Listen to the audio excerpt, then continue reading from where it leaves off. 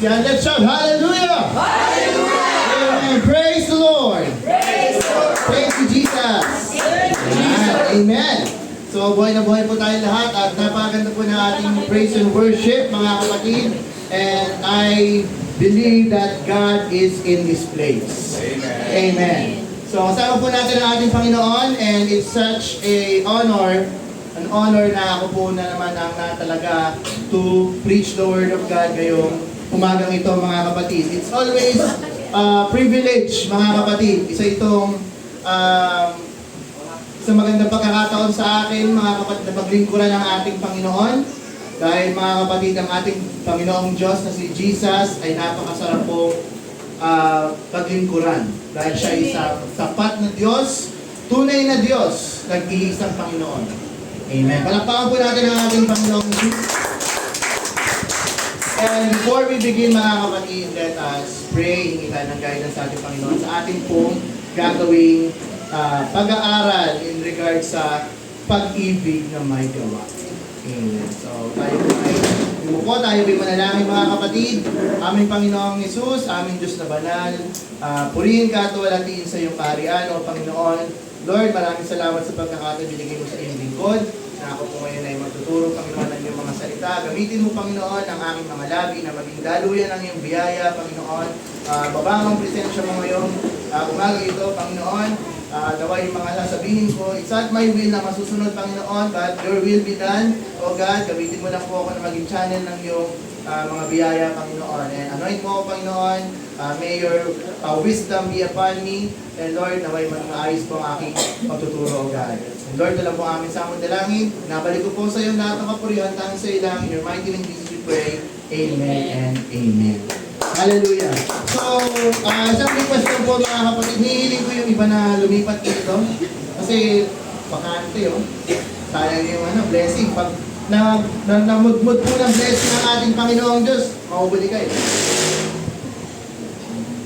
Okay, ito. Turo po yung iba. Sayang po yung makukuha natin. Yan. And napakaganda po nung gawain natin kagabi about sa ating topic about love, courtship, and marriage. Napaka-fruitful po. At marami pong natutunan. Marami po ako natutunan, mga kapatid, about sa mga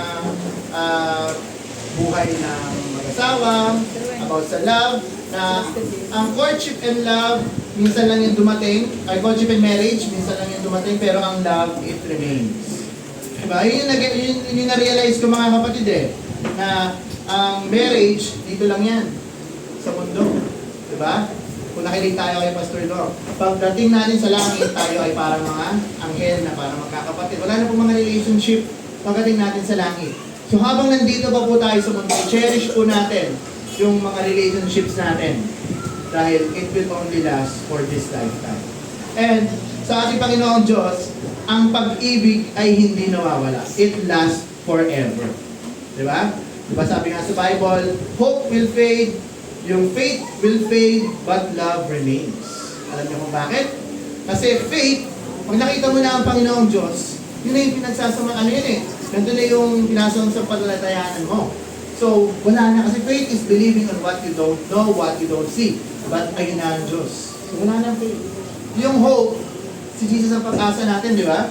So, hope, wala na rin. Kasi ito na yung pag-asa mo ang ating Panginoong Diyos. And love, pag tayo po ay nandun na sa kaharian ng Panginoong Diyos, patuloy pa rin po ang pag-ibig dahil siya po ay ang pag-ibig. Amen? Excited na po ba tayo? Amen. Yan. Alam ko, ayaw mapunta sa langit no? So, dapat excited po lagi tayo pag pinag-uusapan yung Panginoong Diyos. Kasi yun po yung goal natin Alam niyo, mga kapatid, ang buhay natin sa mundo is just a tiny speck of dust in compared to eternity. Alalahanin natin, ang buhay natin dito, yung itatagal mo ng 70 years, 80 years, 90 years dito, pagdating sa walang hanggan, para lang daw yung tuldok. So huwag nating sasayangin yung buhay na ibinigay sa atin ng Diyos. Amen. Yung pagkakataon na ibinigay sa atin ng Diyos, naliligtas niya tayo dahil sa kanyang pag-ibig sa atin. Amen? And ang topic natin for today is love in action. So ang pag-ibig, mga kapatid, ay wala daw silbi kung walang gawa. Kung hindi natin na ipapakita. Parang faith din yan. Faith without works is dead. Love without works is dead as well. So, pagkakalalan natin, ano ba yan, Kuya Mix? Diba? So, sa mundo natin ngayon, kakalipas na ng February 14, no? So, February 14, sobrang traffic. Diba? Ang daming lumalabas, ang daming nagde-date. Pero sa atin po mga Christian, dapat hindi na uso yan. Alam niyo kung bakit? Dapat, we always love daily. Not just only February 14. Sabi nga sa mundo, may joke pa yan eh. Pag dinate ka daw ng February 13 or February 15, ano ka? Kapit. Hindi kayong legit. Kasi, hindi, siyempre magtataka nga naman yung asawa pag dinate siya ng 13 at 15. Ano yan? Bakit hindi ako 14? Diba? Pero sa mundo, tayo mga Christians, wala na po tayo dyan. It's a pagan practice. Kilala niyo ba si Valentino? Hindi niyo naman kilala yan eh. Diba? Siya po yung nagpasimula ng Valentine's na yan. Pero tayo po mga Christian, kaya nga tinan mo, wala tayong design ng mga heart dito. Diba? Kasi hindi po tayo sumasabay sa mundo. We are not compromising with the world. And then, bigyan ko kayo ng short story. Ito na yung picture natin. Next. Ayan. Ang galing, no? Daga. Tsaka house. So, bigyan ko kayo ng isang maikling storya, mga kapatid. Sa isang farm, merong isang daga. Tapos, nakita ng daga na yung farmer, saka yung asawa na, bumili ng mousetrap galing sa Shopee. Dumating na yung delivery. Ito na po yung niya, delivery. Tapos, nung binubuksan, natakot siya. Uy! Mousetrap yun ah! Patay. Tapos, sa sobrang takot ng daga, sinabi niya dun sa mga kasama niya sa farm, uy! Una niya pinuntahan yung chicken. Uy! Manok! Manok, may mousetrap dun. Patay tayo. Sabi ng chicken, paki ko dyan. Para sa'yo yan eh, hindi naman para sa akin yung mousetrap na yan. Umalis ka dito. Sabi niya, ganyan. Sige, punta siya sa may baboy. Baboy! May mousetrap na binili yung farmer. Paano na yan? Paano na tayo? Sabi ng baboy, hindi ko naman concern yan. Medyo mabait pa si baboy. Pero pag-pray kita, na hindi ka matrap. So, medyo mabait pa yung baboy ng orti, no? Pinag-pray. Pero wala siyang ginawa. And si Panguli, yung baka. Sabi, baka! Bakit? Pagbigan daga. May mousetrap na binili yung farmer. Kawawa naman ako. Pwede ba akong tulungan? Bakit ko dyan? Laki-laki ko. Kahit makabahan ko yan. Hindi ako madadali yung mousetrap na yan. So, kinalaunan, sinet up na ng farmer tsaka ng asawa niya yung mousetrap. Doon dumating yung pagkakataon, biglang nag-snap. Pak! May nahuli. Tapos, sabi ni daga, ay, hindi ako. Sinilip niya. Tapos, kukunin na ng asawang babae yung mousetrap. Ano pala yung nahuli? Ahas? Na dali yung buntot. Natuklaw siya. So, nung natuklaw siya, hindi agad siya namatay. Nagkaroon siya ng sakit. So, nanghina yung babae. Sa Amerika, kapag nagkakasakit, anong binibigay? Chicken noodle soup. So, nangyari, kunin ang manok. Kinatay si manok. Tapos, hindi gumaling yung wife. So, ang next, sabi, maraming bumisita. Wala na silang pera eh. Ano papakain natin? Katayin yung baboy! Sabi ni baboy, babay. Tapos, nung kinalauna, hindi na po kinayanan ng asawa, namatay. Nung lamay, wala na silang pakain. Katayin na yung baka. Namatay. So, ang lesson, mga kapatid, doon sa story, na di ba yung tatlo, wala silang concern sa daga, hindi nila tinulungan. Minsan sa mundo natin, mga kapatid, merong mga lumalapit sa atin ng tulong. And sometimes, nire-neglect natin sila. But not knowingly, kung ano man yung mangyari sa kanila, it will also affect us. Kasi we are concerned about them. Hindi lang naman it's all about us. It's all about you. Kasi selfish thinking yan eh. Na hindi kita tutulungan kasi it doesn't concern about me.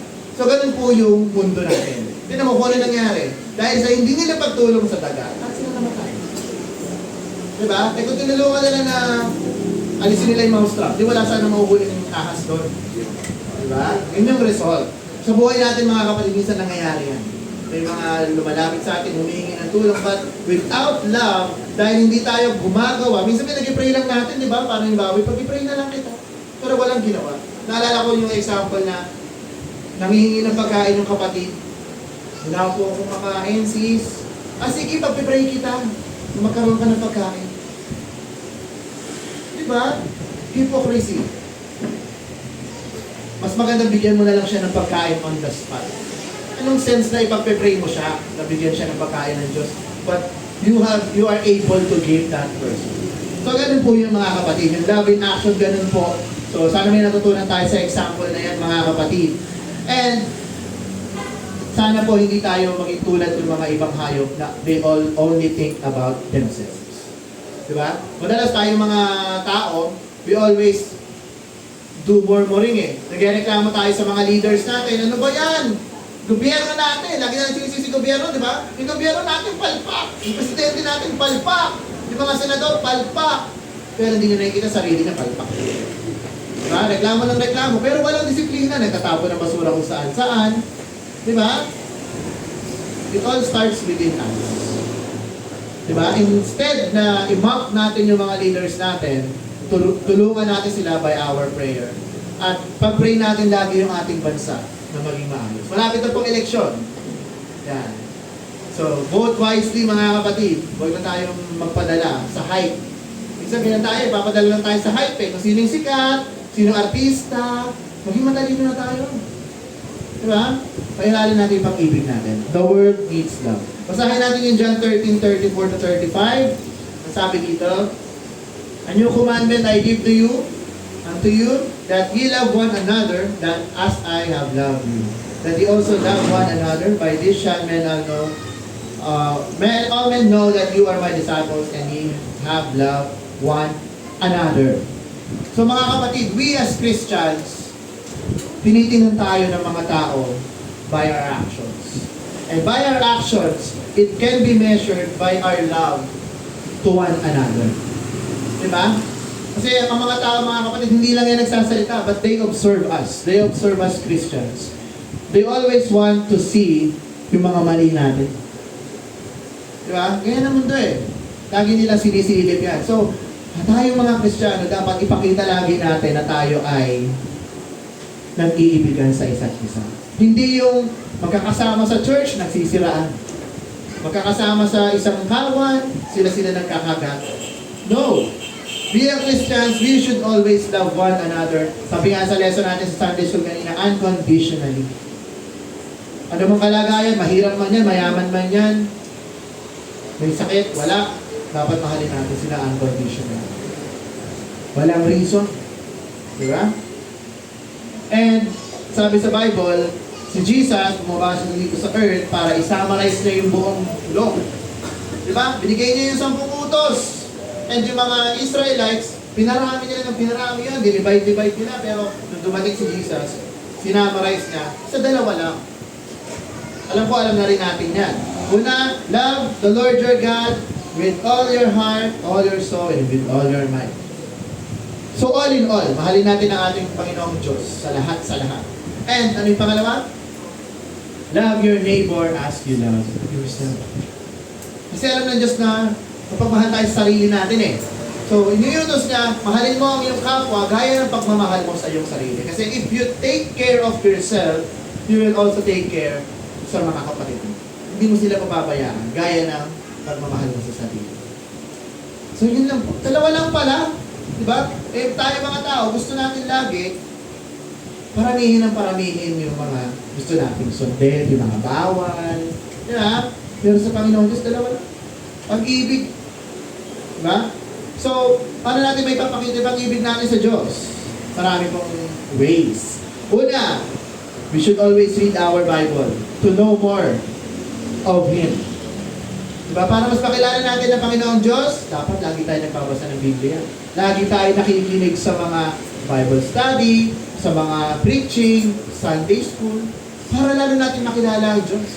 Kasi minsan mga kapatid, yung dati mong napagdaan ng lesson, nung napakinggan mo ulit, may bago kang realization, di ba? Na hindi lang pala yun yung pagkakaintindi mo about love. Marami pa palang aspeto. Mas malawak pa ang ibinibigay sa yung unawa ng Diyos. Dahil ang Diyos, unti-unti tayong gino-glorify. Diba? Pinapatalino tayo ng Diyos eh. Habang tumatagal, yung pagiging Christian natin, hindi lang tayo stuck doon sa kalagayan natin. Diba? Parang halaman. Ang halaman, hindi lang naman yan na pagtanim mo, biglang puno eh. Diba? Ang halaman, pag tinanim mo, sprout muna. Tapos nagiging maliit na bush. Tapos hanggang sa maging puno siya. Ganun po tayong mga Christian. Dapat makita po sa atin yung growth, paglabo. Diba? And once we are matured enough bilang Christians, dapat mamumunga ka na. Ang isang puno na walang bunga, anong ginagawa? Pinuputol at hinihagis sa apoy. So, ganun po din sa mga Christians. Kung tayo po mga Kristiyano, proclaiming as Christians, tagasunod ng ating Panginoong Hesus, pero walang bunga, ano ka? Wala kang silbi. Sa mga walang silbi, tinatapo. Amen po? Amen. So, we need some time to evaluate ourselves. So, ngayong umaga mga kapatid, na-encourage ko kayo, siyasatin niyo yung inyong puso, yung pagkatao natin, na ako ba talaga ay umiibig sa aking kapwa? Ako ba talaga ay totoong umiibig sa Diyos? Di ba? Kasi minsan we just profess, but we don't work. We don't do. Kasi iba po yung sa salita lang kaysa sa gawa eh. Mas may impact po yung gawa. Ang sa salita, you can always tell lies. Dali-dali pong magsabi na, mahal kita. Pero hindi naman talaga. Lord, mahal kita. Nasabi sa Bible, pinupuri niyo ako sa pamamagitan niyo yung mga lapi, pero ang laman ng iyong puso ay hindi yan Diyos. Diba? You can fool us, pwede niyo kaming lokokin na you are faithful, but you cannot fool me. So, aralin po natin yan. Next slide po tayo. Marami po mga Christian ngayon, they believe this myth na kapag ito daw ay nagawa mo, spiritually matured ka na. Sige, tingnan natin kung ano yung mga yan, mga kapatid.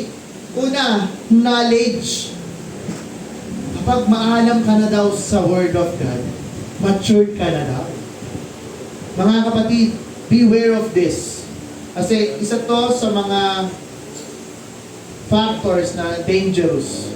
Kasi minsan, too much knowledge, it pops up. Anong ibig sabihin ng pops up?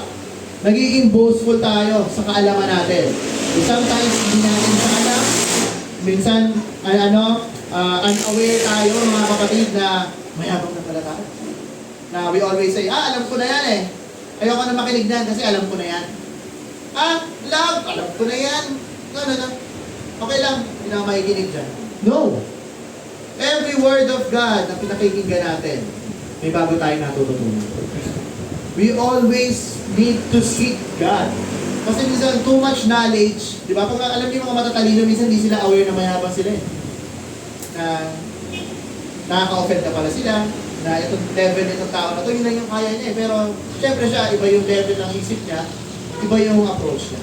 Pero, kaya nga tayo winawarningan ng ating Diyos na gamitin natin yung wisdom and that knowledge. Amen? Diba? Next, zeal. Ano ba tong zeal? Yung pagiging masigasig. Diba? Minsan may mga Kristiyano sobrang masigasig sila sa ministry. Ang sipag-sipag. Every practice nandito, every Bible study, every fasting, Sunday nandito. Pero anong problema? Pinababayaan nila yung sambahayan nila. Diba? Yan, magsisimba ka. Tapos hindi pa believers yung mga kasama mo sa bahay. Naatasan kang gumawa ng isang task. Ikaw ang maglalaba. Nagsimba ka. Mabuti naman, di ba? Kasi nagsimba eh. Pero hindi mo ginawa yung task ko doon.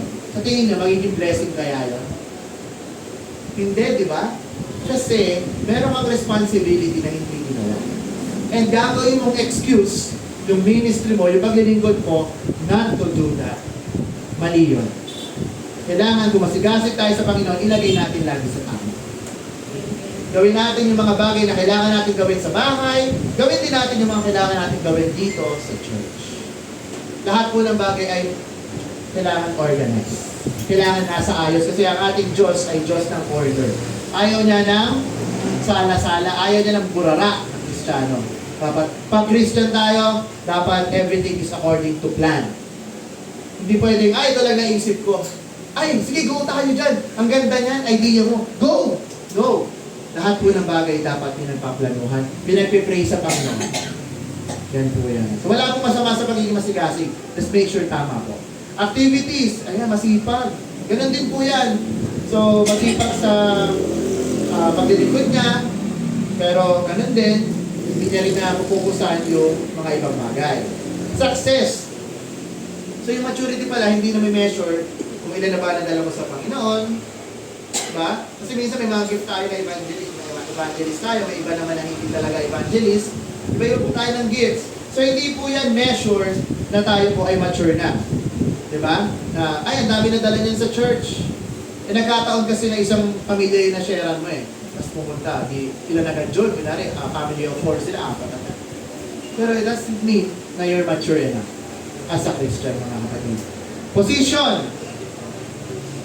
Yung mga leaders natin, it doesn't make you mature, but we are learning to be mature. Diba? Kasi minsan akala nila, yung mga nasa position, ano na yan? Okay na yan.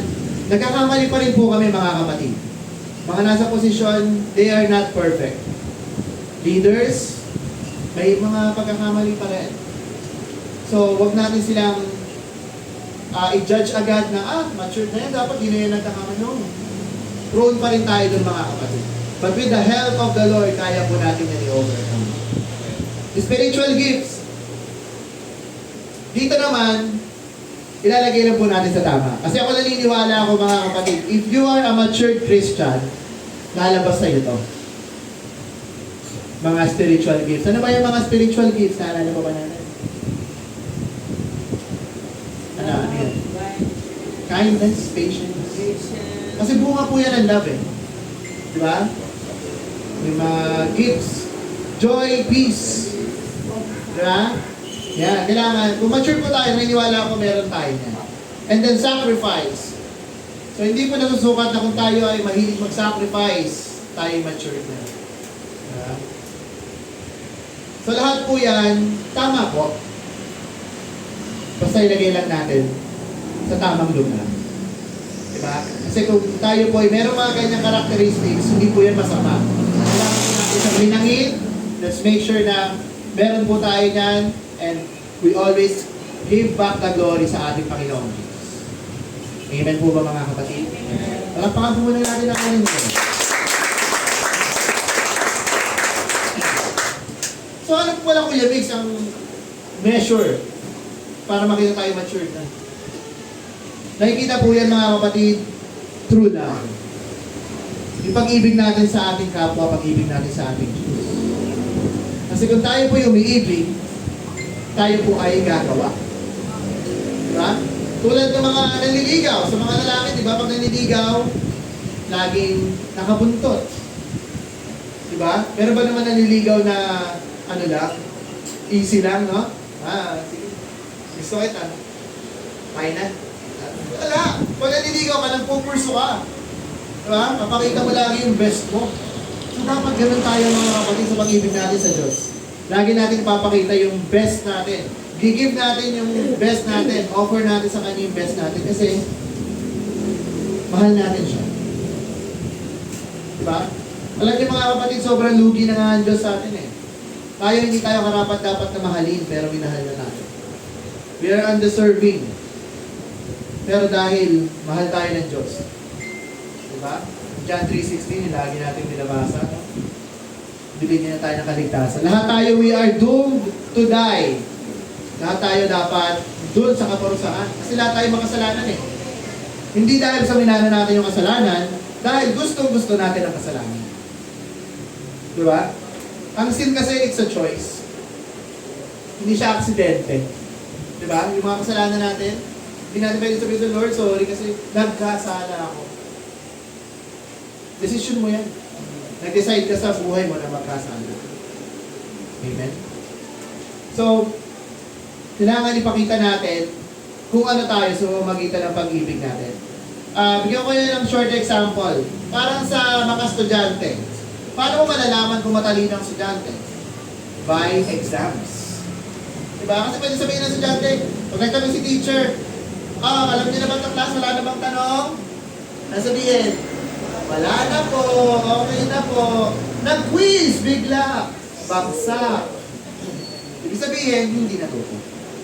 So, ganun po. Sa toothpaste, diba? Ang sabi nung nagtitinda, yung laman po niya, kulay puti. Paano mo malalaman na kulay puti yung toothpaste? Pag pinisil mo na, may action po. Hindi yung nakita mo lang nasa balot puti. Wala ka namang patunay. So, ganun po yung pag-ibig natin. We can show our love by our actions. Diba? So, may papakita mo, hindi sasabihin mo, mahal kita, kapatid. Pero pag natalikod, plastic. Pakita natin pag-ibig natin, mga kapatid, sa gawa. Huwag sa gawa. Kahit sa Diyos, we always say, I love you, Lord. I love you, praise you, Lord. Pero sa gawa, ganun pa din eh. Hindi naman nagbabago. Mga kapatid, tayo maging ganong klase ng Christian. Pakita natin sa Diyos yung pag-ibig natin sa pamamagitan ng gawa natin. Amen? What is true love, mga kapatid? Sabi dito, 1, ito yung kanina, unconditional commitment.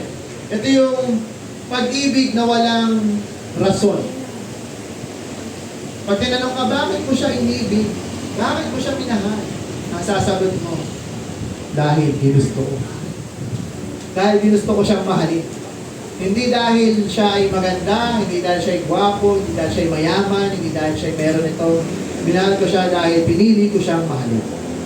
Ganun po totoong pagmamahal. Hindi lang sa puso. Diba kaya ano sabi ng Panginoon? Love the Lord your God with all your heart, all your mind, all your mind. Lahat. Hindi lang po with our heart. Kasi heart is deceitful amongst everything. Ang puso ko pinakamandaraya eh.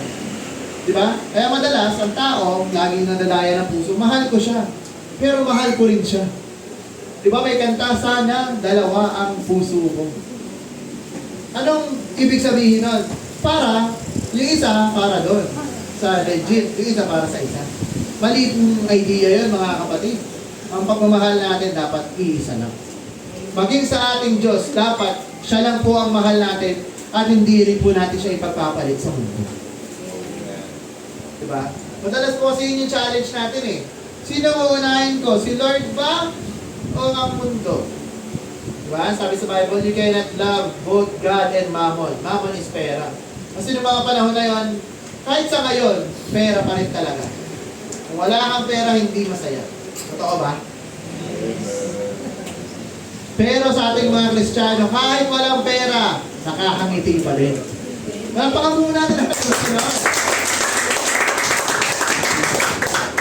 Kasi po, ang kagalakan na binibigay ng Diyos sa ating puso ay hindi matatawaran ng pera. Kahit baon tayo sa utang, makakaraos ka rin yan. Diba? Kasi ang buhay natin, progressive yan mga kapatid, hindi tayo lagi nasa ilalim ng bulong. Darating ang panahon, aangat din tayo sa tulong ng ating Diyos. Lagi lang natin ihahandog yung buhay natin, yung oras natin sa Panginoon. Tulad ng pag-o-offering natin mga kapatid. Hindi yan kabigatan. Alam niyo yung mga natututunan ng bago. Kailangan maging tapat tayo sa pagbibigay sa Panginoon. Kasi kahit na mabigat sa bulsa, ngayon yun. Kasi ang ating Diyos hindi kayo pagkukulangin. Ating Diyos ay sapat na. Kung sa tingin nyo, kulang kayo, just keep the faith. Alalahanin nyo ang ating Diyos gumagawa. Dahil siya'y umiibig din. So hindi siya nananatiling silent, mga kapatid. Hindi man kayo makaranas ng ginhawa ngayon, darating din sa buhay niyo. Kasi marami na pong nakaranas niyan. Kami, pamilya po namin, galing kami sa hirap, sila Ninang Terry, sila ni Jenny, sila Ninang Weng, ganun din. Galing din po sila sa ganun. Pero ano po, sa biyaya po ng Diyos, sa kabutihan ng Diyos, nakakaranas din tayo ng ginhawa. So So wag po tayong mawala ng pag-asa. Patuloy lang tayong gumawa kung hibig sa ating Diyos. Number 2, true love is towards imperfect people. Ayan. So, ano po ba yung mga imperfect people? Ito yung mga tao na laging gusto na lang umepal sa buhay mo. Diba? Yung mga, sabi nga nila, Jollibee. Yung mga bida-bida sa trabaho, yung mga sip-sip sa boss, yung mga bully sa school. Yan. Yan po yung mga tao na yan. Yung mga marites. Ang dami nila eh. Ang dami sila. May mga pangalan sila, di ba? Si Jollibee, si Marites. Yan yung mga yan. Pero ano sabi ng Diyos?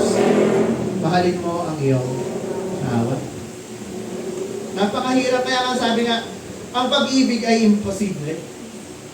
Kasi, yung mga Christian nga daw eh, we are tagged as mga baliw. Diba? Ay sa mundong ito, ang masarap mahalin, yung mga kaibig-ibig. Ay, ang cute ng batang yan.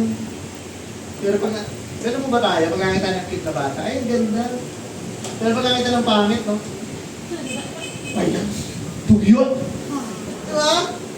Kaya niyo ba, mahalin yung dugyot? Dapat bilang Kristiyano mga kapatid, hindi tayo namimili ng tao. Amen. Dahil ang Diyos, pinili nga tayo kung ano tayo eh. Diba? Mga basahan tayo sa harapan ng Diyos. Hindi natin deserve ang pag-ibig niya, pero minahal niya tayo. Pero tayo mga tao, naalala ko, ito madalas ko pag Pasko eh. Madalas, ang binibigyan ng malaki, yung may kakayanang magbigay pabalik. Totoo, di ba? Huwag tayong mag-deny. Pero pag yung mga tao na alam nila na walang maibabalik, tama na 20 dyan. Wala may babalik sa atin. Ganun po. Huwag tayo maging ganun, mga kapatid. We should always love one another as we love ourselves. Ikaw ba gusto mo bigyan ka ng 20 lang? Yun lang yung value mo? No. Kailangan maging generous tayo, mga kapatid. Let's show our love towards imperfect people. Next, to seek their highest good, which oftentimes require sacrifice. So, ang true love, mga kapatid, lagi natin tinitingnan yung pinakamainam sa kapwa natin. Hindi natin tinitingnan yung mga kamalian nila.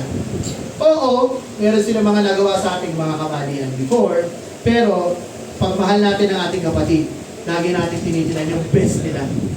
Natatabunan yung mga maling ginagawa nila, yung mga kabutihang nagawa nila sa atin. Ang mundo kasi baliktad eh. Yung tao, ginawan ka ng mabuti ng napakatagal na panahon, 20 years na ginawa ka ng mabuti. Isang araw na nagawa ka ng masama. Masama na siya buong buhay mo. Diba? Ganun ang tao eh. We always amplify. Lagi natin pinapalaki ang mga mali. Why not? Baliktarin natin mga kapatid bilang Kristiyano. Lagi natin i-proclaim.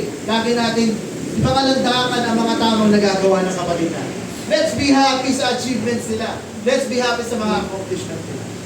Hindi yung nagkaroon sila ng achievement, dapat ako yun. May inggit pa. Mga kapatid, let's stop being selfish. Doon makikita yung mga totoong Kristiyano eh. Na pag may nakita silang kapatid na umaangat sa buhay, masaya sila. Yes, amen, praise the Lord. Ginamit siya ng Panginoon para umangat. Hindi yung nalulungkot na, bakit siya lang? Lord, bakit naman ganun? Kini-question pa ang Panginoon. No. Maning mindset yan mga kapatid. Umahal mo ang kapwa mo. Samahan mo sila sa highest nila. Samahan mo sila sa lowest nila. Amen ba? Amen. Ganun mga kapatid, na totoong pag-ibig. Hindi yung pag nandun sila sa karurukan ng tagumpay nila, nandun ka lang. Pero nung bumagsak sila, bye-bye. Alis na ako. Wala ka ng silbi. Ginamit lang pala. Mga kapatid, alisin na natin yung ganung mga kaisip. Mag-mature na tayo bilang mga Christians. Na ang pag-ibig napakahirap ng gawin. Kala kasi nila love is blind. Yung cute lang yung love. No! Ang pag-ibig napakabigat po niyan. Napakabigat gawin yan. Kasi madalas, ano tayo eh. Magagalitin tayo, no? Kung may nagawa sa ating mali, ako na sa'yo. Friendship over. Wala na, X ka na sa akin. Sinarado ka na yung kandado, tinapo ka na susi sa dagat, wala nang balikan to. Pero ano sabi ng Diyos? We should always reconcile. Lalo na pag mga kapatid natin sa Diyos. Patawarin natin sila. Ang pagpapatawad na gagawin natin, it's not just forgive and forget. Kasi yung iba po forgive lang, pero forget, ayun, hindi na tayo pwede maging magkaibigan ulit ha. Forget na kita. No. Sabi ng Diyos, kailangan mahalin mo sila. Patawarin sila ng totoo. Magtotoo ang pagpapatawad mga kapatid, tatanggapin mo pa rin sila kahit ano pa sila. Kaya ba natin? Hirap na. Hirap na? Kasi alam ko may mga kaaway tayo na hindi na natin pinapapasok sa buhay natin. Totoo? Meron, di ba? Kaya sabi kanila ang mga Kristiyano ay baliw. Tinawag ka na ng masama, mahal mo pa rin. Pero ganun po ang Diyos. Lagi natin isipin, hindi tayo mataas sa Diyos. Ganun tayo eh. Tayo yun eh. Yung kapwa mo, ganun ka din. Pero minahal ka lang ng Diyos. So gawin po natin kung anong ginawa ng Diyos, gawin natin sa kapwa natin. Naiingit sa atin unti-unti. Kung ano yung pag-ibig. Diba? Ganun po kasi yun eh. Yan. Amen. And then lastly, it results to God's glory. Ang pag-ibig po natin dapat laging nabibigyan kaluguran ng Diyos. Palakpakan natin ang Panginoon. Hindi yung umibig lang tayo dahil gusto natin masabihin tayo, ay, ang bait-bait ni sis, ang bait-bait ni brother. You know, nakikita nyo yun. Mapagmahal yan. No! Kapag tayo pinupuri ng tao, mga kapatid, lagi natin ugaliin to give back the glory sa ating Diyos. Kung may nare-receive tayo mga blessings, bigay natin lahat sa Diyos. Dahil kung wala ka Panginoon, wala ka. Kung hindi mo ako binigyan ng talino para gawin ko yung mga bagay na to, hindi ko kaya. Diba? At minsan nakakalungkot yung mga tao, nag-post sa social media, diba? Yung mga flex ko lang, mga ganyan, diba? Flex ko lang yung success ko. Pero hindi nababanggit ang Diyos. Nalulungkot ako. Kasi naniniwala lang sila sa sarili nilang kakayanan. Na hindi nila ina-acknowledge ang Diyos na may likha ng lahat. Kaya ayoko makikita yung post nyo na walang to God be the glory. Kailangan pag may achievement. Bigay nyo lang sa Diyos.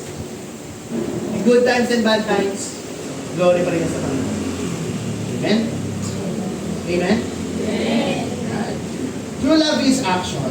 Ito na po yung totoong topic natin. Intro pa lang pala yun. Intro pa lang pala yun.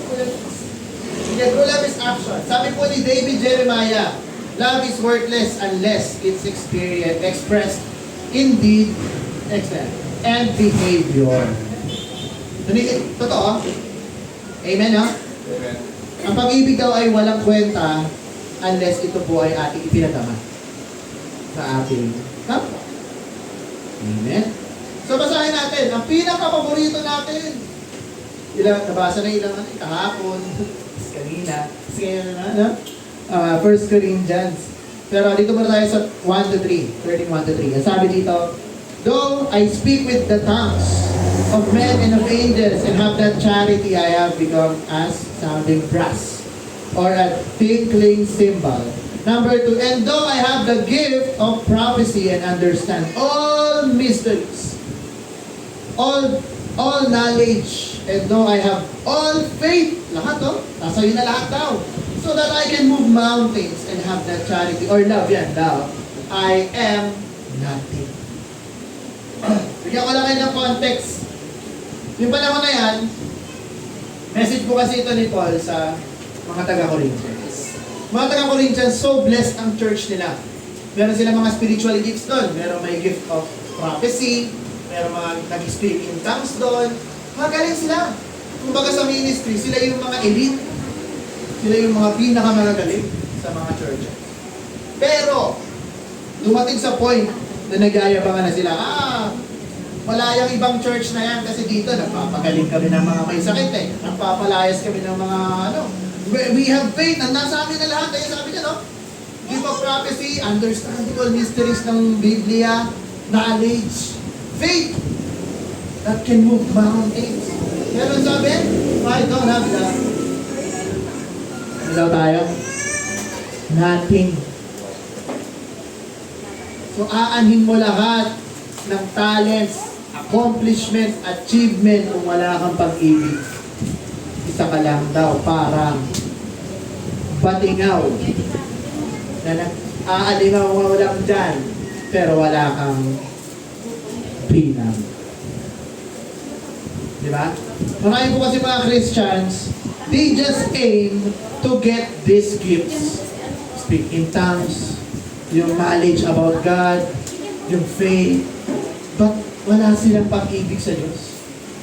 Oo, makuha mo nga yan, galing mo, nakakapag-interpret ka din ng mga prophecies, pero wala kang pag-ibig sa kapwa mo, wala ka. Sa mata ng Diyos, basaan ka lang. Hate to say, pero ganun talaga. Mas maigi pa yung isang Christian na hindi ganun kaalam, pero mahal ang Diyos ng totoo. Pero, ito lang ha, huwag natin gagawing excuse yan. Love ko naman si Lord eh, so hindi na ako mag-aaral ng mga gifts na yun. No. Dahil mahal natin ang Diyos, we strive to be better. From glory to glory to glory. Na hindi tayo masasatisfy na ito lang yung alam natin sa ngayon. Dapat kung mahal natin ang Diyos, dapat nakikilala natin siya more and more. Day by day. We seek Jesus. Diba? Sa Bible mo walang contradiction eh. Diba? Sabi niya, oh, yung gifts, ang napaalala lang lagi sa atin ng Diyos, lagi lang tayong lumakad ng tama. Kasi lahat to okay eh. Good yan. Prophecy, speaking tongues, wala pong masama dyan. Faith, lalo na. Pero kung yan ay nagiging way ng kaaway para hindi natin magawa yung tama, mas maigi na bumalik tayo sa basic. Diba? Na nandun yung pag-ibig natin sa Diyos. Kaya nga laging pinaalala, lagi ko naaalala to eh, lagi sinasabi ng mga pastor, bumalik tayo dun sa time na una natin nakilala ang Panginoong Jesus. Lagi yung pabalikan yun. Sa tuwing feeling nyo naliligaw na kayo, balikan nyo yung time na nahanap kayo ng ating Diyos. Na you were lost, but you were found. Di ba? Na wala ka ng anong buhay natin, pero dahil sa pag-ibig ng Diyos, nahanap niya tayo, hinanap ka niya, pinili ka niya among the many, tinuring ka niyang anak. At in the end of time, kasama kayo sa kanya. So, lagi natin i-remind yung sarili natin na mahal tayo ng ating Panginoong Diyos. Amen? And then, punta tayo sa 3. Ang sabi sa 3, and though I bestow all my goods and feed to the poor, and though I give my body to the burn, and have not charity or love, yan ha, it profited me nothing. So, kahit magbigay ka man lang, bigay mo lahat ng kariyari mo sa mahirap, mag-sacrifice ka ng buhay mo para sa kapwa mo, pero wala kang pag-ibig. Wala rin kwenta. Style yan ng mga politiko. Hate to say, pero ganyan. Namimigay hindi dahil sa pag-ibig nila sa bayan. Namimigay para bumili ng boto. Para lumakas sa tao. O sabihin natin hindi nabibili ng boto. Para magpa-impress. Maling ideology. So dapat hindi tayo ganun mga kapatid. Gagawa tayo ng mabuti sa trabaho natin para purihin ang boss natin. O kaya, magiging honor tayo, mga estudyante, para mapuri tayo ng mga magulang natin. Mali po yun. Maling goal. Dapat gagawin po natin ang best natin dahil para sa Diyos.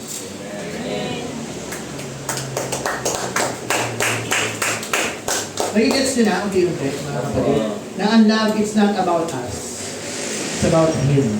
It's about Jesus. Ang storya natin kasi dito sa mundo, akala kasi natin tayo yung bida, no? Ako ang bida ng buhay ko. Ako ang masusunod. Eto na ako, mundo! Yan, mayabang, ha? Eto na ako.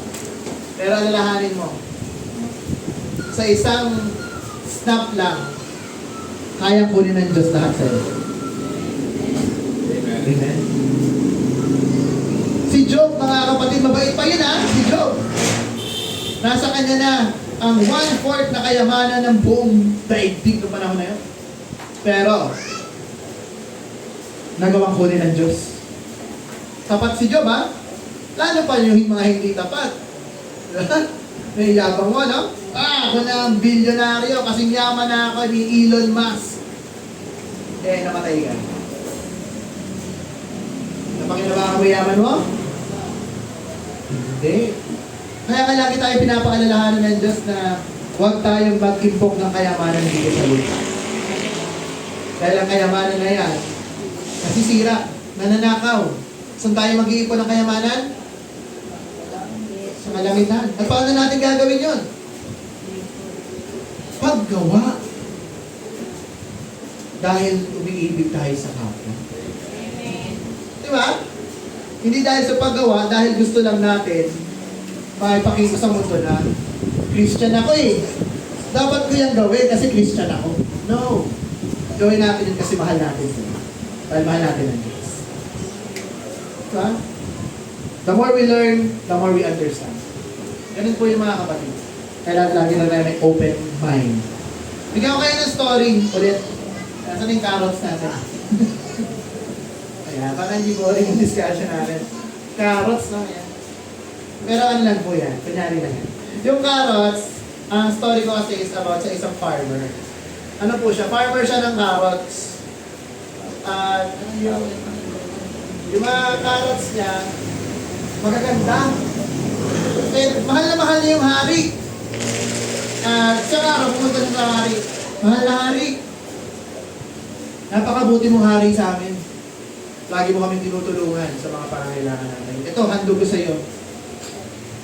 Isang wagon ng carrots. Best of the best yan, mahal na hari ha. Sa nahan, uy, bait naman ang aking nasasakupan. Sige, dahil sa iyong binigay sa akin, bibigyan kita ng isang hektaryang lupa. Uy, thank you po, mahal na hari. Sabi ng farmer, thank you, thank you. Hindi inaasahan niya na siya mare-rewardan ha. Nagbigay lang siya out of love. Nakita nitong isang nobleman. Sabi ng isang lalaki, uy, nagbigay lang siya ng carrots, so nagkaroon ng lupa. Nagkaroon siya ng light bulb sa ulo niya. Ting! Itong mayaman na to, meron siya mga stable ng kabayo. Kumuha siya ng pinaka-best na kabayo. Tapos dinala niya sa hari. Wala hari. Meron akong kabayo dito. Bibigyan ko na lang din siya sa'yo. Pero, sabi niya, inisip niya kasi yung carrots nga nabigyan ng lupa eh. Papa, the best to. Kasi nung panahon na yan, kabayo, mahal po yan. And it's some means of transportation eh. Noong mga unang panahon. Precious yung kabayo. So sabi niya, baka mabigyan din ako ng ilang hektaryang lupa. Pero naramdaman ng hari yung motive. Na sinabi sa kanya, yung gift na yan na binibigay mo sa akin, gift mo yan para sa sarili mo. Alam niyo kung bakit? Kasi he is waiting for a reward.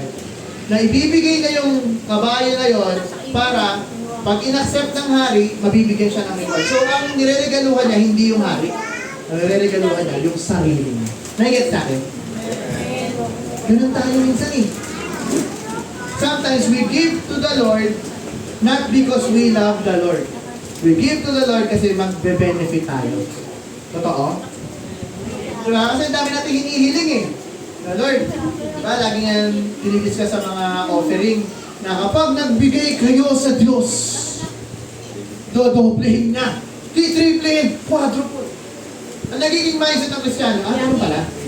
Pag nagbigay ako sa Diyos, babalik. Laging may balik. Mali pong idea. Kung tayo magbibigay sa ating Panginoon, pera man yan, oras, buhay natin, ibigay natin out of love. Amen. Amen po mga kapatid. Out of love. Kasi if we give it out of love, the Lord God knows our motive and He will reward us accordingly. And kung ginagawa natin yung para sa Diyos, we are laying our treasures up in heaven. Lahat na. Nandun na lahat eh. Dahil sa pag-ibig mo sa Diyos, nandun na lahat ng benefits. Hindi mo na kailangan tanongin pa ang Diyos, Lord, nasaan yung reward ko? Nagbigay ako, Lord, ng 1K eh. Dapat 2K na yun pagbalik. Kaya minsan yung iba, mahiya kayo sa piso na ibibigay nyo. Pero syempre, mahiya talaga kayo. Piso lang ba ang Diyos sa'yo? 500 lang ba ang Diyos sa'yo? Mga kapatid, let's learn things. Huwag tayo maging close-minded. Sige, next, basahin natin yung ating message from Frederick Spanheim, the elder. Sabi niya dito, they are the true disciples of Christ.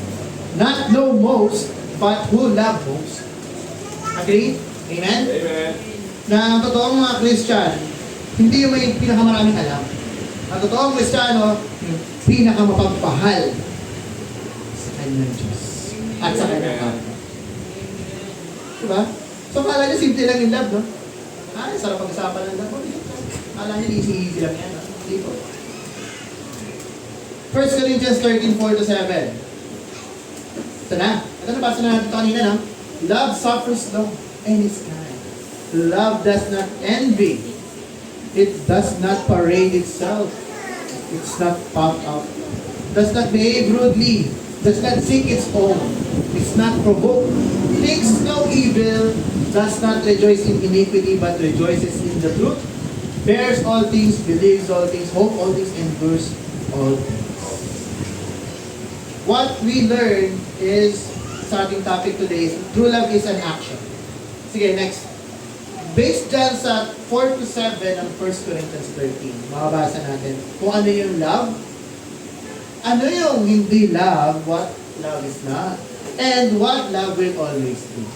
Nandiyan na yan lahat. Doon nakakaloob. And next, sa 15 verbs na yan, nandun sa 5 verses, makikita natin dyan na true love is not an idea. Hindi siya idea, mga kapatid. It's a principle. It's a command pa nga ng Diyos eh. Utos yan, mga kapatid. Next, it is not a feeling. True love, hindi lang siya pakiramdam. True love is what? It is a choice. Pinili mo. And true love is a commitment. Pinili mo, pinangangatawanan mo. Amen. Na hindi mo siya bibitawan pag ayoko na. True love is a commitment. And it is lastly a verb. A verb, ano ba yung verb? Sabi sa English, an action word. Ang totoong pag-ibig ay gumagawa. Amen. Is a verb. Pinapakita sa gawa natin mga kapatid. Hindi lang sa salita. Magaling lang kasi yung mga tao sa salita eh, no? Magaling mag-speech, galing na manood, galing yung speaker nila, oh. Pero wala sa gawa, anong tawag sa'yo? Batingaw. Yan, ingay ka lang ng ingay dyan, pero wala pag-ibig sa kapwa, sa batingaw. So, love is an action. And I believe everyone agrees, no? Mag-alaala natin yung mga verbs na nandun. So, unahin natin yung love is patient. Ayan. It comes from the Greek word macrotumeo. Ibig sabihin ng macro, mahaba. Long, tumeo is suffering. Di ba sa ibang long suffering? Sa mga NIV kasi patient na yun. Love is patient. Sa King James Version, at sa New King James, long suffering. So, sabi nga nila, pag dinajoke ng mga pastor yan ang patience daw is long suffering. Mahabang pasensya talaga. Bakit kaya long suffering ang translation yan? Kasi mga kapatid, pag imagine mo may laging makulit na tao sa tabi mo. Di ba? So pag laging may makulit dyan at umaepal sa'yo, ano pakiramdam mo para ka nagsasuffer? Gusto ko na siyang kumbagan eh. Ang kulit eh. Pero, tinuturuan tayo ng Diyos to be patient. Kaya, long suffering. Habang pasensyoso ka sa taong yon, nagdudusa ka ng matagal. Totoo? Opo. Diba? Ganun yan eh. Pag pinagpapasensyahan mo isang bagay at isang tao, gusto mo lang, pero, hinga muna, hinga. Kaya long suffering talaga yung tamang term dyan. Na habang nagpapasensya ka, nagsasuffer din po tayo. Totoo po yun. Yung parang yung gusto mo na, ilabas. Kasi di ba ang anger po kasi mga kapatid, sa psychology, pag nailabas mo ang anger, nare-relax ka. Diba? Totoo, diba? Pag nagalit, kahit yung pag-iyak natin, pag umiyak tayo, diba, sobrang lungkot mo, yun yung way natin, outlet natin to release. So sa ano, pero ano po tinuturo ng Diyos? We are being too slow to anger. Hindi dapat tayo magiging magagaling. Hanggat kaya habaan ang pisik. Kaya mga kasabihan ng mga matatanda, di ba? Habaan ang pisik. Huwag agad bibigay, sasabog. Kasi ang PC na yan, tumutukoy po yan sa bomba. May mga bomba dati, sa mga, kung nanonood kayo ng mga cowboy, no? Sinisindihan mahabang mitya. So, ganun po kasi yung patience. Na para siyang mitya. Na may countdown yan. Kaya hindi pag nagagalit ng tao, huwag mong ubusin yung pasensya ko! Di ba? May limit kasi yung patience eh. Meron. Meron talaga. Pero ang tinuturo sa atin ng Diyos, habaan ang pasensya. Hindi naman sinabi ng Diyos na magpasensya kayo, Andy. Ay, hindi na po ano yun. Hindi na po practical yun. May times tayo na pwede tayo magalit. Pero habaan ang pasensya. Amen po ba? Palakpakan natin. Mga pasensya, sa pasensya. Yan. So dapat, mga Christian, hindi tayo dapat magagalitin. Be happy. Yan. Lagi lang po tayong happy. Tapos, minsan yung mga tao po talaga na, yun nga kanina sabi ni Ate Jane, mga mapakasal, no? Yung alam na ayaw mo, yung ba yung gagawin nila? Parang sarap gawin nito eh. Woo! Sige, masarap ka. Tapos pag nagalit ka na, doon sila nagigil, no? Nagaling. Totoo pa. Parang kasiyahan nila ang kasarit ka. Pero mga kapatid, kaya natin i-overcome yan. Pakita niyo yung patience nyo. Pag nakita nila na hindi tumatalab sa inyo, titigil din.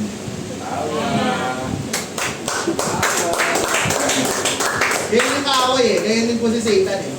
Patuloy lang yung sumusunod-sunod sa atin. Pero kapag ang mali yung pasensya mo, titigil niya. Ano sabi sa Bible, resist the devil and he will flee from you. Diba? Resist nila. Hindi na kailangan labanan si Satan na, sige, sapakan Satan.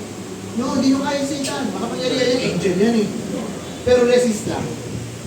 Huwag lang kayo papadala. Amen? Sige, meron na naman tayong... Ano kaya pala yun? Ay, meron. Storya ko ulit. Si Abraham Lincoln. Ayan. Ayan na. Kilala niyan? President po yan ng United States of America. Hindi ko alam kung pang ilan eh, pero naging president po siya. So meron po pagkakataon, election day, meron po siyang kalaban, si Mr. Edwin Stanton. Hindi ko na pinakita kasi kalaban niya. Hindi siya pakita dyan. So, nung election, di ba uso yung asaran eh, pag election, no? Magkabilang party, kunyari parehas president. Sa Pilipinas nga, di ba? Asaran sila sa ano, bukuan ng mga baho. Eh, sinabi ni Stanton, si Abraham Lincoln, naghahanap pa kayo ng mga guerrilla. Meron doon sa Indiana, si Lincoln. Diba? Ang dami niya pong sinabing masasama kay Abraham Lincoln. Pero si Lincoln, naging patient po siya mga kapatid. Hindi niya pinatulan yung mga provocation ni Mr. Edwin Stanton. At nagkalaunan, ang nanalo po sa election ay si President Abraham Lincoln. Tapos, ang ginawa niya, nung naging president siya, kinuha niya as ex-secretary of war si Stanton. Na irony, no? Pag sabi ng mga gabinete niya, bakit mo kinuha yan? Kaaway mo yan eh. Hindi, kinuha ko siya kasi expert siya dyan. Expert makipag-away eh. Di ba? O secretary of war ka. So nakita niya pa din what's good from that man. Di ba? Meron siyang talent eh. Na kaya niyang mag-provoke. So, magaling mag-strategize sa ganyan. So, ganun dapat tayo mga Christian. Na let's always, sinabi ko kanina, let's always see the highest sa kapwa natin. Huwag yung lowest naman. Na kahit ginagawa nila tayo na masama, alalahanin mo, naging mabuti rin naman nila to one point. Wala naman siguro tao na sobrang sama buong buhay nila na lahat na nang ginawa nila masama. Naging mabuti rin naman sila sa atin. Yun na lang yung alalahanin natin. At pag yun ang ginawa natin mga kapatid, magiging stress-free tayo. Para tayong mga stress-free, mga bounty, fresh chicken, mga raised in stress-free environments. Diba? Ang sarap nun. Walang stress. Pero kakakain ka. Masarap. Masarap nga naman kainin yung manok na walang stress. So, gano'n. So, pag ginawa po natin yan, if we extend our patience, less stress. Sabi rin po sa Romans 2:4, or you despise the riches of His goodness, forbearance, and long-suffering, not knowing that the goodness of God leads you to repentance. So, napakagandang trait po niyan. Sana. Ay, sige, mamaya ko po. So, love is kind. Sige, diretso na natin. Kindness, at sabi dito, trust to your mind. And ang meaning po niyan is taking initiative to see the goodness of others. Yan na po yun. Yung kanina ko pa sinasabi, na lagi mo pa rin nakikita yung kabutihan ng tao. Kahit na gaano siya kasama, nakikita mo pa rin ang kabutihan. Di ba? Kaya ba natin gawin yun sa mga kaaway natin? Na kahit gaano pa yan kasama, nakikita pa rin natin yung best in you. Parang hirap na. Pero kailangan natin gawin. Amen? Sige, next. Ayan, yun yung kanina ko po sinabi. So, sabi dito, sige okay na yan, ni William Barclay, next po, many Christians have been brought into the church. Ito about kindness to. By the kindness of real Christian or real Christian love done by all that theological arguments in the world. Totoo po yan. Ang mga Christians po, nahihikaya tayo na maniwala sa Panginoong Jesus. Hindi dahil sa mga magagaling na salita ng mga pastor, kung hindi sa mga actions na ginagawa ng mga simple Christians katulad natin, na may papakita natin yung pag-ibig natin sa kanila. Di ba? Pag sinabi, bakit ka na-convert sa Christianity, hindi naman nila sasabihin, kasi ang galing magturo ni pastor, ang galing magturo ni Kuya Riggs. Hindi! Sila ay lalapit sa Panginoon kasi nakita ko kasi ang pag-ibig ng Diyos sa buong magitan ni Kuya Pao. Nung may kailangan ako, tinulungan niya ako eh. Kahit na sakto lang din yung pera niya. Ginawa niya kasi love niya ako. Ganun po. Most of the Christians today, nagiging Christian sila dahil sa pag-ibig ng Kristo. Alam niyo, kung i-research niyo si Gandhi, kaya rin si Gandhi, sa India, Mahatma Gandhi, sabi niya, kung ang mga Kristiyano ay namuhay ng tulad ni Jesus Christ, baka Christian na din ako. Sakit na, no? Kasi ang mga Christians, hindi tayo namumuhay tulad ni Jesus. Lagi pa rin natin pinaprioritize ang sarili natin. Self-preservation, selfish, ambitions. Pero si Jesus, mga kapatid, binigay niya ng lahat. You know? Hindi siya naging selfish sa mga disciples niya, sa mga nakikinig sa kanya, binigay niya lahat. Diba? Galing isa isang matalinong tao. Si Mahatma Gandhi ay isa sa mga ma-influensya matalinong tao na nabuhay sa mundo. At may laman yun. Kasi noong mga panahon na yun, sila ay kinolonize ng British Empire. And ang British Empire, they proclaim that they are Christians. They're believer of Jesus. Pero ano ginagawa nila sa mga Indians? Ginagawa nila slaves. Naparusahan nila, yung nakalo nila. Meron ba namang Christian na gano'n? So bilang Christians, let's show our love to Jesus by being more like Jesus. Amen. To love God with all we have and loving one another as we love God. Medyo patapos na ako, no? Sige, konting oras na lang. So agree po ba tayo? And more people have been driven from the church. Driven from the church, umaalis sa church by the hardness and ugliness of the so-called Christianity.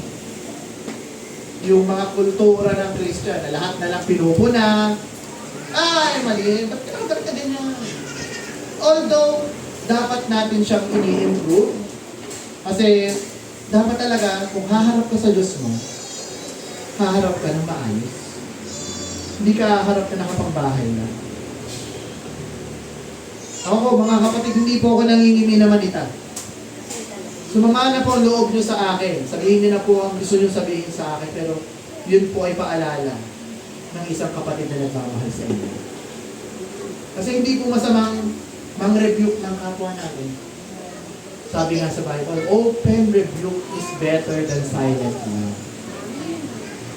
Diba? Silent love means you're loving without action. Pero sa pag-rebuke natin mga kapatid, hindi natin sila i-rebuke dahil gusto lang natin sila pagtripan, no? Ano ba yan? Bakit sinasuot mo? Bumili kang bago. Mali. I-rebuke natin sila for them to be better. Malaman nila kung anong tama. Ay sis, ang ganda ng damit mo, pero siguro susunod medyo hamaan natin. Oo, na gano'n. Ay sis, yung sleeves natin medyo bitaw na yung shoulder natin. Siguro sa susunod, lagyan natin ng sleeve na. Ang gano'n. Mga kapatid, nung tinawag tayo ng Diyos, we are being changed to a different person. Kung ano yung mga trip mong damit noon, baguhin na natin. Kasi ako mga kapatid, nakikita nyo, presentable na. Di ba? Presentable siya. Kasi ang haharapin natin dito, King of Kings, Lord of Lords. Kapag binibitahan kayo sa Malacanang, anong susuot niyo? Mag-t-shirt lang ba kaya? Siyempre, baro, may suit. Saka, ano pa yan? Kailangan yung maayos talaga yun. Pero pati, encourage ko lang kayo mga kapatid. Pero I'm not restricting you. Kung ano yung sa tingin nyo na modest at kaaya-aya para sa Diyos, that's your call. Dito po sa church natin, ideology natin, walang pilitan. Ito naman eh, walang pilitan dito. Pero we will keep on reminding everyone. Dahil mahal namin. Amen ba? So, nga loob mo sa akin, ha? Kapag naninita ako na, bakit ka na ganyan? Mahal ko kayo, mga kapatid. At kayo din, huwag kayo mangimi na magsabi sa mga ganyan. Lalo na sa mga kababaihan, kayo po ang magsitahan. Kasi nakahiya naman pag kami pang mga lalaki yung sisita sa inyo, no? Diba? Na? Kayo na. You watch each other's back. Kasi mahal nyo isa't isa, na? Kayo mga ladies, mahal nyo ba isa't isa? Amen. Mahalan tayo. Pati mga men's, konti lang kasi yung mga men's. Love namin ang isa't isa. Tapos, kung mahal natin ang isa't isa mga kapatid, huwag tayong maging mga suplado, no? Sa suplada. Sa mga kapatid natin, mag-itian tayo. Kahit na masama ang loob mo dyan, ngitian. Huwag naman yung ngiti yung aso. Yung... Lagi yung naka-speak na. Ngitian nyo pa rin ng tama. I love you with the love of the Lord. Yun na lang. Kasi kahit hindi kita mahal, pero mahal kita dahil sa pag-ibig ni Kristo. Amen. Kaya naman natin yun eh. Ako mga kapatid, natest ako niya na sa awa naman ng Diyos na ma-practice ko naman. Kasi marami talagang, ewan ko ka talaga, tao na, sabi nga sa mundo, you're getting into my nerves. So siya, no? Getting into my nerves. Parang pinag-iinit mo lagi.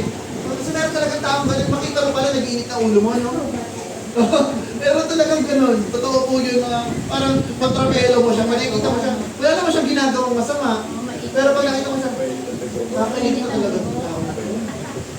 Pero alam niyo ba mga kapatid, binigay yun ng Diyos sa atin para lagi tayong paalalahanan to love your enemies. Diba? Diba? Mahalin mo pa rin yan kahit nakakaasar yan.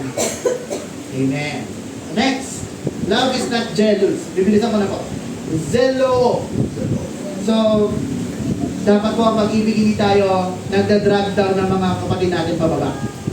Kung may kapatid tayo umaangat sa buhay, naisip po natin na isa tayo sa mga natutuntungan nila. Agree tayo? Amen. Tayo yung nagbubuhat sa kanila. Alam mo, napakasarap ng feeling na yun. Na kayo yung nagbuhat sa kapatid niya para sa tagumpay. Kasi minsan tayo mga tao, gusto natin, tayo lagi yung nasa taas. Ayaw natin sa maging support group, no? Kasi gusto natin tayo makita, sikat ako. No. Tayo mga kapatid, suportahan tayo. And then at the time na nakaangat na yung kapatid natin, i-extend na naman yung helping hand niya sa atin para tayo naman ang akatin niya. Ganun ang Christianity mga kapatid. Ganun po ang Christianity. Dapat tayo po ay magtulungan sa pag-anak. Walang inggitan. Yan. Walang club mentality. Dapat alisin na natin yan. Pag may nakita tayo kapatid natin na nagtatagumpay, let's be happy for them. Huwag natin sabihin sa sarili natin, ba't siya lang lagi yung pinibless? Ako hindi. Kasi nga, ganyan ang ugali mo. Kaya hindi ka binibless ng Panginoon kasi mainggitin ka. At sigurado ang Diyos, kapag pinagpala ka, magyayabang ka. Yun yung next natin. Love does not brag. Kasi sunod-sunod dyan eh. Ayan. So, ang pag-ibig daw ay hindi nagyayabang. Perperumay. Ayan. It does not parade victories. So, ang mga mayayabang po kasi, ang ugali niyan, mga ayaw magpatalo. Gusto lagi sila bida. Gusto lagi sila nare-recognize. Ako magaling. Kaya ko kayong lahat. Mas mataas ako sa inyo. Yan po yung mga mayayabang.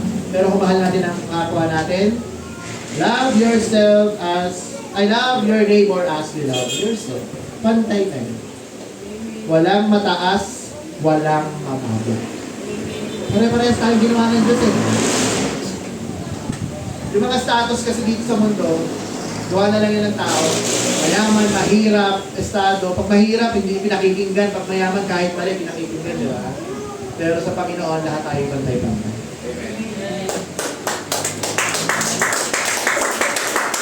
And ito pa mga kapatid, makamit mo man lahat ng recognition sa mundo, pero kung wala kang recognition sa Diyos, wala ka. Talo ka. Dito ka lang sikat sa mundo. Diba? Kilala ka sa mundo, buong mundo, sabihin natin, pero sa Diyos di ka kilala. Mas pipiliin ko pa na I'm a nobody dito sa mundo, pero sa Diyos, I am the child of God. Ganun po yung hangarin natin lagi. Huwag tayo masyadong maano sa fame. Mga pasikat-sikat na yan. Huwag tayo maingit sa mga vlogger na yan. Sige na, kayo na. Kayo na kumita dyan. Kayo na, mukha nyo na lang lagi nakikita namin. Okay na. Siguraduhin nyo nakita na kayo ng peace. Next, it's not arrogant. Pusyo. Siyo. Ang arrogant po naman, ang meaning naman nito, ang isang arrogant na tao, he is claiming everything because of him. Na lahat ng nangyayari, dahil sa pagsisikap ko yan. Kasi iba po yung boastful sa arrogance. Yung boastful, yung pinapakita mo sa mundo na magaling ka. Yung arrogance, sa sarili mo yan. Galing mo talaga, self. Idol kita, self. Kaya mo salamin. Galing! Dahil sa'yo, nagtagumpay tayo sa buhay. Dapat po hindi gano'n. Always give the glory to Jesus. Amen. Diba? Kasi if you give glory to yourself, wala namang bibigay sa'yo ng glory. Bigay mo na eh. Kayo na lang papalitan ng sarili mo eh. Pero mas maganda pa yung binibigay ng glory ng Diyos sa atin. Amen. So, basahin natin sa Deuteronomy 8:17 to 18. Sabi dito, then say in your heart, more power and the might of my hand have made me this wealth. Tapos sa 18, and you shall remember the Lord your God. Ay sabi dito for it is He, siya, who gives you power to get wealth, that He may establish His covenant, which He swore to your fathers, and it is today. Ano ko pangako niya ito kaya din? Kay Jacob ba ito? Sa Israel. Na yung mga kayamanang natatamo natin, mga kapatid, hindi yan dahil sa atin. Dahil yan sa ating Panginoong Diyos. So, let's always remember the Lord our God in everything. Next, ano ito naman yung mga love does not. Mga sumunod. It does not act unbecomingly. Next po, yan. Asemoneo. Yung hindi tayo bastos, yung rude. Ang isang basic example po ng pagiging bastos dito sa church, yung may nagtuturo, nag-isepo, naglalaro, kaya nag-chat-chat. Isa pa, may nagtuturo, natutulog. Pero wala na natutulog ngayon dito, no? Buti naman, no? O kaya, may nagtuturo, may sariling usapan. Yun, bastos po yun. Literal na kabastusan yun. Kasi pag meron po nagsasalita sa harapan, lalo na pag salita ng Diyos, kailangan full attention tayo. Agree po ba tayo? Amen po. It's the word of God dyan eh. Kayo kaya, nagsasalita kayo sa harapan, tapos wala nakikinig sa inyo, ano mararamdaman nyo? Diba? Parang sakit. Bastos. So bilang mga Christians, we learn this word, respect. Always respect others. And always respect others. Kung ang oras ng church, ito naman tayo, oras po ng church ay 9. Let's respect one another. And guilty po, lahat naman tayo guilty. Pero let's strive na gawin po natin ang tama. Kasi we always make mistakes, but let's strive to laging bumangon. Next, do not seek its own. Sabi dito, zeteo. Ang seeking its own, it means selfishness. So dapat hindi tayo selfish. God gave Himself for us. Binigay niya ang buhay niya para sa atin. Ang tawag doon, selfless love. So tayo mga kapatid, dapat hindi tayo maging mapagmahal sa mga sarili natin. Next, it is not provoked. Hindi siya agad nagagalit. Sabi, paraksuno. So dapat pakita natin na tayo ay may pasensya. Na kahit na tayo'y alugin, kahit na ano-anuhin tayo ng kapwa natin, hindi tayo magpapakita ng kagaspangan ng ugali. Mapakita pa rin natin yung pag-ibig ng Diyos na ibinigay niya sa atin. Amen? And does not take into account logizomai. Ang sabi dito, hindi ka, ito laging sakit to eh, ng mga, lalo na ng mga babae. Sorry ah. Yung mapagbilang sa mga nagawa nila. Tsaka yung hinuhukay pa yung pass. Diba? Nagkamali yung asawa mo one time. Tapos nagkamali, naulit. Dati kapag ganyan, nakilala mo nung year 1998. Binalikan pa, no? Tapos na yun eh. Minsan ganyan po tayo, lagi tayong mapagbilang ng mga nagagawa natin mabuti. Tsaka mahilig tayong mamuna, naaalala pa natin yung mga maling nagawa ng kapwa natin. Na dapat natin, kaya nga forgive and forget. Ang ibig sabihin kasi ng forgive and forget, tatawarin mo siya, kakalimutan mo yung maling ginawa niya. Ang mga tao kasi, ang ginawa, forgive and forget, tatawarin mo siya, kakalimutan na kitang tao ka. Totoo, di ba? Pero yung nagawa mo, hindi ko kakalimutan hanggang ako'y pumatay. Maling-mali. So dapat mga kapatid, maging matalino tayong Kristiyano. Let's ask wisdom from the Lord na huwag tayong maging logizaman na mapagbilang sa ginagawa ng kunyari may nagawa kang mabuti tapos di ka na napagbigyan, naalala mo nung tinulungan kita. Alam mo, pinahiram kita noon eh, tapos ako nang hiram, wala akong pahiram, dami-dami pera, nag-poster, nag-Starbucks ka. May pera ka, alam ko eh. Diba, magbilang, pag hindi na magbigyan, so be it. Diba? Pag humihingi tayo, ito pa yung natutunan ko mga kapatid, pag humihingi tayo ng pabor, humingi lang tayo ng pabor, kung ano yung kailangan natin. Huwag tayo yung hihingi pa ng utang na loob na, ano mo ba yung ginawa ko sa iyo? Nangilig na, mga tao mahilig ganyan eh. Nagpapaalala, no? Sasabihin, dati napagbigyan kita, tapos hindi mo kaya magbigyan. Kaibigan mo talaga ako. Ganon. Dapat hindi tayo ganon mga kapatid. Sabi sa Psalms 133 to 4, ako po, ang lapit ko ng oras ko. Pwede ba ako mag-explain kung ang lang pa? If you, Lord, should mark iniquities, O Lord, who could stand? But there is forgiveness in you that you may be pure. So ito sa magpapatawad. Ito mga kapatid, yung 4. And then next po, does not rejoice in unrighteousness. Chaire. Hindi po tayo natutuwa sa mga masamang bagay. Diba? Ang example dito, mga marites. May nagawa namang mali yung kapitbahay, ginawa pang pulutan. Diba? Gusto yan eh. Huy, nabalitaan niyo ba? Si ano, buntis. Diba? Wala buntis na nga ng aksidente. Pinangalandakan pa nila. So dapat mga Christians, sinasaway natin yung mga ganong kaugalian. Na hindi tayo natutuwa pag meron ng mali, papalakihin pa. Uy, alam mo ba? Ito yung mga salitaan ng mga ng mga marites. Alam mo ba? Ay, alam mo yung latest. Tapos ano ba yung sinasabi nila? Ayun na nga! Ganun din. Pag meron sa inyo kumausap ng ganun ng simula, sawayin nyo na. Stop. Ayoko yan. Diba? Yung mga sabihin sa'yo, ang intro pa lang nila. Sis, ayun na nga. Pang chismis lang yan. So, dapat di po tayo natutuwa sa mga ganun bagay. And then, what rejoices with the truth. Dapat lagi tayong, may nasa na yung slide na yun? Wala? O, sige, okay lang. Dapat lagi tayo nagre-rejoice sa katotohanan. Amen, mga kapatid? Sige, patapos tayo. Bears all things. Ito po ay laging ay inaalala natin yung mga bagay na tama. It bears all things na dadala natin siya, mga kapatid. Believes in all things. Yung tiwala ay dapat hindi nawawala. Hopes all things. You expect God is true to His promises. Huwag nating isuko ang tao. Ito, lagi ko itong sinasabi, na hindi natin hawak ang buhay ng tao.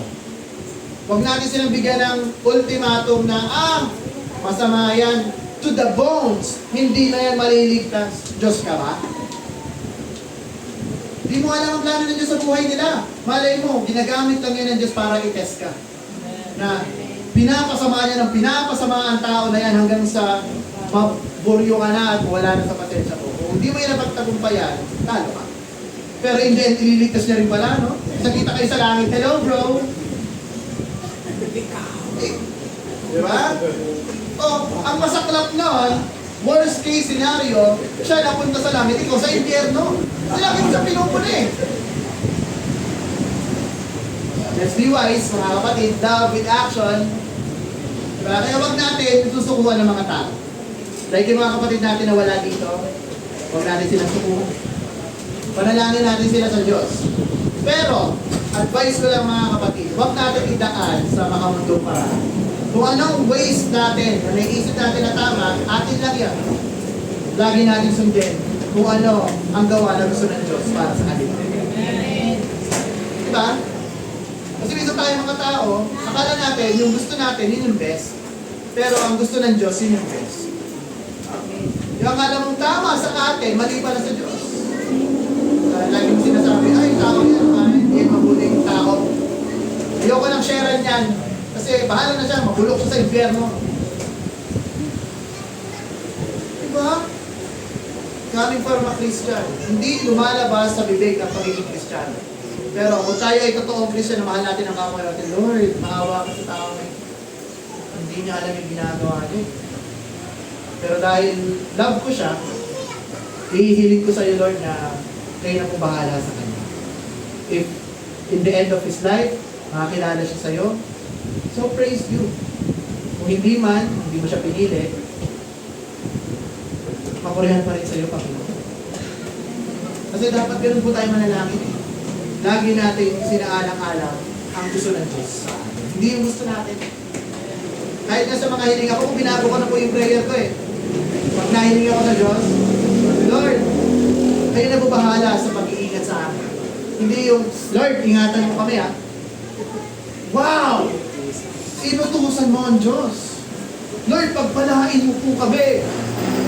Diba? Maling mga prayer. Maling idea of prayer. Diba ang masabi ni Jesus sa Lord's Prayer? Give us this day your daily bread. And ano sa dulo? May your will be done. Kasi sa Diyos lang tayo umaan. Paano kung hindi ka proteksyonan ng Lord? Pinili ka niyang hindi proteksyonan. Isihin mo ang Panginoon. Lord, sabi ko sa'yo, ingatan mo ako. Bakit ako nabangga ng bike? So hindi natotoohan ko sa'yo. Diba? Ganun po yung mga kapatid. Huwag natin utusan ng Diyos. Siya dapat na nag-uutos sa atin. Amen? Paano pa natin ang Panginoon?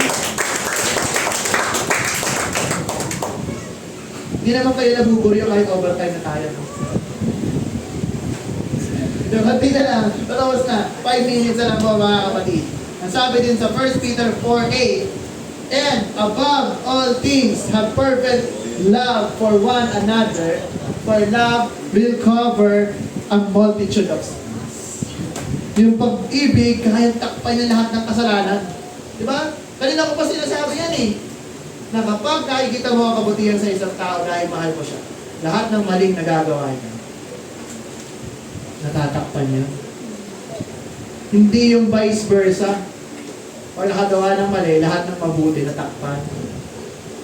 Maling pag-ibig yun, mga kapatid. Huwag natin mahalin ng tao dahil meron siyang binibigay sa atin, dahil meron tayong nakakamit, meron tayong nakukuha. No! Mas lalo natin mahalin yung mga kapwa natin na wala tayong makukuha. Kasi alam nyo, ang magbabalik sa atin ng Diyos. Great is your reward. Diba sabi nga, kung anong ginawa mo sa kapwa mo, ginawa mo sa Diyos. Kasi once tayo binalikan ka ng kapwa, yun yung reward mo eh. Kunyari, nagsoli ka ng wallet, di ba? Binigyan ka ng 100. That's your reward. Pero kung hindi ka ni-rewardan, great is your reward sa heaven. Kasi sabi ng Panginoon Diyos, anak ko yan, proud ako dyan. Nagsoli yan ng wallet, oh. Buo niyang binigay, oh, hindi nagdukot yan. Yung iba na kung nagsoli ng wallet, may bawal. Gusto niyo ba ganon? Kung nakikita kayo ng Diyos na gumagawa kayo ng mabuti out of love, proud siya sa inyo. Uy, anak ko yan sila Sister Jinky. Proud ako dyan. Woo! Mga angels, yes Lord! Ang galing ng mga creation mo, ang galing ng mga anak mo. Di ba kayo natutuwa nun? Libo-libo mga anghel ang nagiging proud sa atin. Dahil mahal natin ang Diyos, gumagawa tayo dahil sa pag-ibig natin sa Diyos. Galatians 5:22-23. But the fruit of Spirit, ito na yung kanina, is love. Meron tayo niyan, no? Joy, peace, long-suffering, kindness, goodness, faithfulness, gentleness, self-control. Against this, such there is no law. Amen. So dapat, makikita na po sa atin yan. Yung mga ugali natin dati, nung tayo ay hindi pa Christians, dapat inaalis na natin. Amen po? And, conclusion na yata. Conclusion na nga. Amen. Praise the Lord. So, conclusion po natin, all the fruits of love, of the Spirit, sums up to love. Amen, ha? Lahat yan. Dahil yan sa pag-ibig natin.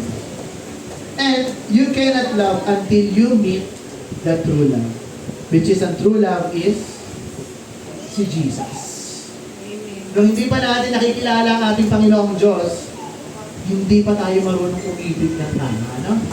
Lagi tayo umiibig dahil may kapalit, umiibig lang tayo dahil masarap sa piling, pero nung nakilala na natin ang ating Panginoong Jesus, we love because He deserves to be loved. Diba? And we love because it is our choice. It is our commitment sa ating Panginoong Diyos. Hindi lang siya feeling. And God will not give you up because love never fails. And Jesus never fails. Amen. Palakpakan natin at purihin natin ang ating Panginoon. At pinanayahan po ang lahat na tayo po ay tumayo at tutulog po tayo sa ating